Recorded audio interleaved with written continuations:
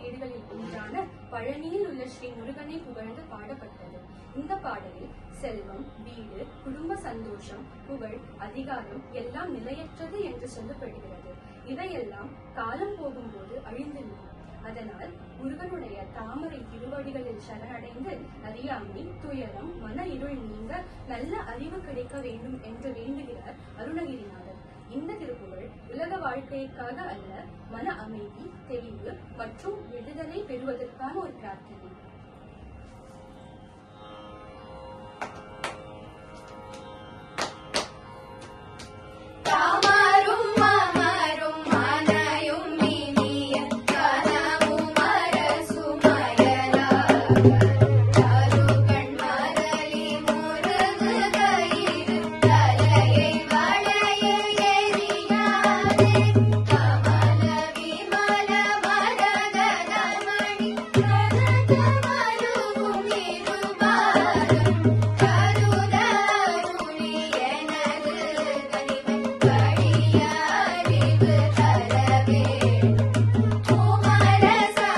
Yeah.